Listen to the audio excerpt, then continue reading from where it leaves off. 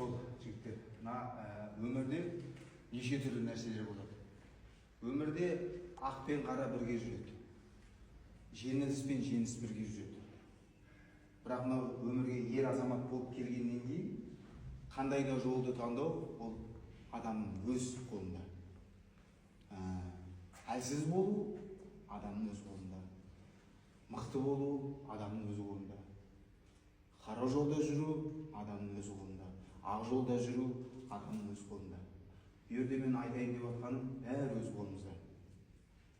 Өмірде ақ пен қара, жеңіс пен жеңіс бірге жүреді.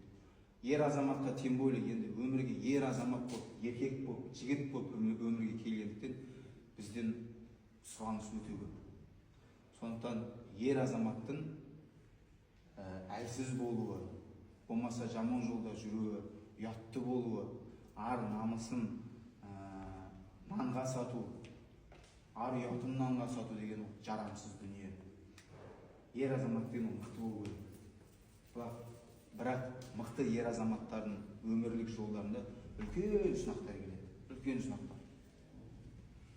Сондықтан сол сынақтың бәрінен аман есен өтіп, өмір бақи Алла Тағала саған қандай өмір берді? 60 жыл өмір берді ме, 90 жыл өмір берді ме, 30 жыл өмір берді ме? Әуелі Алла ұзағынан өмір беруге баршамызға нәсіп етсін. Сол қандай өмір берсе де, қанша жыл өмір берсе де, сол өмірді дұрыс өмір сүру ол біздің қолымыз. Мен дұрыс айтып жатырмын ба? Сондықтан қандай да іс сала болсын жігіттер. Жаңа айтып жатырмын ғой, жеңіліс пен жеңіс бірге жүреді, ақ пен қара бірге жүреді. Соны таңдау ол өз қолымызда. Егер де жалқау болса, ар ұятымыз, ар намысымыз жоқ болса, біз әрдайым жеңілісте жүреміз, одан бөлек әрдайым қара жолда жүреміз. Кім жаман, сен жаман боласың. Сондықтан жеңіс төрінен көрініп, жеңіс жолында жүру, ол нағыз ер азаматтардың, нағыз менмін деген жігіттердің қолдарында деп ойлаймын. Еңбек етіңдер, тер төгіңдер. Қандай да сала болсын, бүгін мен мысалға былай маған ойланып жатырмын да, енді 2 ай болды ғой ағайдан жаттығу жасап жатыр, күнделікті жаттығу. Мен күнделікті жаттығу жасап жүрген адаммын, и так өмір бақи күнделікті жұмыс жасап жүрген адам. Просто қазір дисциплина деген нәрсені қостым да. Дисциплина деген ол жаңағы лишний движение, ары-бері жағы істірлік, мысалы бала шағаның өзін дұрыс көрмей жүру мысалға. Соның бәрін шектеп, бүкіл мынау немді, ойымды алдағы келе жатқан жекпе-жекке максималдық түрде бүкіл ойымды соған бөлдім. Бәрін сызып тастадым да, максималдық түрде осыған беріліп, осыған Құдай қаласа жақсы жұмысымды жасап, жақсы бабымда шығайын деп шештім да мысалы. И соны кейбір кезде ағын шығып береді еді, режимде дисциплина. Өмірде дисциплина деген ол өте қиын нәрсе де, а дисциплинаға басын иген адам ол үлкен жетістікке жетеді. Енді мен жаңағы тренировка істеп, күніне жаңағы 2 мезгіл, 3 мезгіл жаттығу жасайтын енді адам болғаннан кейін шаршайсың ғой. Соны жаңағы кейбір кезде далаға шыққың келеді, элементарно бала шағаңмен уақыт өткізгің келеді, элементарно жаңағы сендермен келіп бір жаттығу жасағың келеді, болмаса жаңағы бір кафе ресторанға барып тамақ ішкің келеді деген сияқты жаңағы достарың бар, басқа. Соның бәрінен жаңағы 2 ай болды, соңғы 1-2 ай болды, жаңағы алыстап кеттім да. Бәрін осы не қылып тек қана жаттығу, тәртіп, үй, режим деген сияқты. И сол кеше жатырмда балалар сұрақ қойып жатыр да маған, Мұхит ағай, Аллаға шүкір дейді да, әлі бабындасыз ғой дейді да маған. Мені дайындап жатқан бапкерім маған айтып жатыр. Мен сендерді қалай дайындап, сендердің бапкерлерің болып жүрсем, бапкерге де бапкер керек көрдіңдер ме? Мені де дайындап жатқан қазір бапкерім бар. Сол бапкерімді айтады да, бапкер, әлі жақсы бабыңыздасыз, әлі тағы да бір әлі 1-2 жыл әлі бокстасаңыз болады дейді да. Сонда мен жаңағы ойланып жаттым да, 2-3 жылға мен что-то осы жекпе-жекті өткізейінші. Содан кейін болды, мен шықпаймын, енді точно шықпаймын дедім, жекпе-жекке. Мен шашылып кеттім уже дедім да. Сосын жаңағы жігіттер айтып жатыр да, соны естіген жігіттер шына. Сендердің ағайларың бар, солар айтып жатыр да, Мұхит ағай дейді да. Өмірде дейді да, жалпы қандай да бір істерлік болсын, оңай емес қой дейді. Расында да бүйтіп қарап тұрсаң, өмірде қандай бір істерлік болсын, оңай емес қой. алдыңға жетіп бір жетістікке жету үшін бәрі еңбек ету керек қой. Кім оңайлықпен бір жетістікке жетіп отыр? Бір оңай жолмен үйінде жатып алып, күніге жағы қыдырып, кайфовать етіп, өмірден ләззат алып, бір әшейін бір үлкен жетістікке жеткен адам көрсетіңдерші маған. Мен өз өзіме сол сұрақты қойып отырмын да. Расында да ондай адам жоқ екен да. Расында да бұл өмірде оңай нәрсе жоқ деп мен соны түсіндім да. И өзіме наоборот кері қарай сұрақ қойдым да. Немене жасамасқа? Егер де әуелі Алла тағала сондай мүмкіндік беріп жатса маған. Әлі 2-3 жылдай тағы да төрін біреумен бөлісіп, біреумен бокстасып, тағы да бір өзімді көрсететін, өзім шеберлігімді бір көрсететін бір мүмкіндік болып тұрса, неменеге жасамасқа? Ондай нәрсе жоқ қой. Жеңіске жеткім келе ма, бүкіл жағы елдің алдында өзім мықты екенін көрсеткім келе ма? Мақсат ол тек қана ұтуда емес, ұтсан әрине әлхамдулилля. Бірақ оның ар жағында бар ғой, ұтылыс та бар.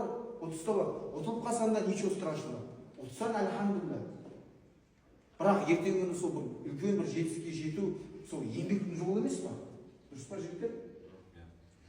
Сондықтан мен сондай шешім қабылдадым, егер мүмкіндік болып жатса, бұл жекпе-жектен кейін де маған ұсыныстар беріп жатса, неге шықпасқа? Өздерің қалай ойлайсың? Айттық қой 2 жыл. 2 жылы шашылып қалмайын ба? Оңай жол жоқ қой, еңбек етсек. Еңбек, барлық нәрсе еңбекпен келеді жігіттер. Барлық нәрсе еңбекпен келеді. Сондықтан мен бұны айтайын деп жатқан сендерге жігіттер, шаршауға, қолдарыңды былай сілкуге сендердің хақыларың жоқ. Ағайлардың жасы 38-де 39-ға кетті. 1-2 жылда 40-қа да толады. Бірақ осы 38 жасымайын өмір бақи еңбек етіп келеді балалар. Кеше мотиватор бар ғой, Ануарбек. Енді оған ешқандай ренішім жоқ, енді оған төреші бір алды.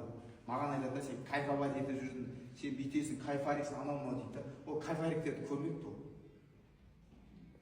Біреудің артынан жаман сөйлеп, күнәға батқан қиынды. Егер де адамның соны басқан ізімен жүріп, қасында жүріп, 24 сағат қасында болмаса, сонымен бірге тамақтанып, сонымен бірге жатпаса, біз айтсақ болады. Ол күнде де адамның қандай екенін қасында біліп жүріп та, біреуге жария ету үлкен күнә. Біреудің қыр-сырын, жақсы жерін, жаман жерін айтуға болмайды. Нағыз бауыр дос. Өте дұрыс айтасың. Ол мен оған дұшпансың деп отырмын да, ол маған дұшпан емес. Дұшпан ол таза. Таза дұшпан. Мен неше түрлі адамдарды көргенмін, кайфариктерді. Неше түрлі адамдарды. Ержан ағай кайфариктерді десейші. Ержан ағайлар действительно кайфарик екен. Действительно кайфарик екен. Зато мына Аллаға шүкір, тәубеге келді. Түрлері болмашы? Ержан жылтырлап тұр. Түрлері свежий. 20 килограмм арықтап. Ержан ағайлар 20 килограмм арықтап. Түрің қанышы? Түріңді бейімден нұр. Бәрін қойды. Аллаға шүкір. Көрінер ма? Еңбек ету керек. Құмырсқалардың өздері бар ғой, құмырсқалардың өздері. Еңбек етсе өзі ұстайды. Сондықтан айтайын деп жатқан жігіттер, міне Аллаға шүкір, өмір бақи осы өмірлік тәртіп, дисциплина дейміз ғой, өмірлік дисциплинамен өмір сүріп, өмір бақи еңбек етіп, мінекей осындай деңгейге жетіп, сендердің бапкерлерің болып, сендер не үшін басқа залға бармайсыңдар? Мұхит ағайға деп келесіңдер. Дұрыс па? Мұхит ағайдың залына барайық, Мұхит ағайдан жаттығу алайық, Мұхит ағайдың сөзін тыңдайық, Мұхит ағайдың әңгімесін тыңдайық, Мұхит ағайдың қолын алайық, Мұхит ағайдың көзі барда көзінің алдында жүріп жаттығу жасап мықты болайық деп келесіңдер мысалы. Мен оған қуаныштымын, мен оған бақыттымын, Аллаға шүкір. Сондықтан жігіттер, жаңа айтып жатырмын, өмірде 2 жол болады. Қара ақ, жеңіліс. Әрдайым жеңіс жолынан да көріну ол мүмкін емес. Жеңіс бірге болады, құлайтын уақыттар болады, спат болатын уақыттар болады. Бірақ сол сәтте қолдарын сілкімеңдер. Араларында әкелерім бар, мысалы, бизнес жолында жүрген, үлкен істірліктің жолында жүрген әкелерім бар.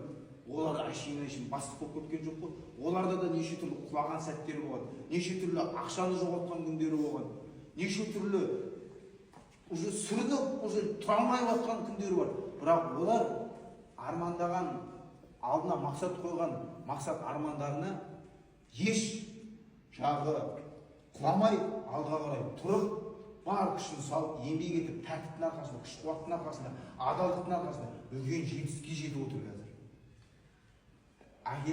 Әкелерің мықты болған кезде сендер әлсіз болуға еш хақыларың жоқ. Өмір бақи мықты болыңдар.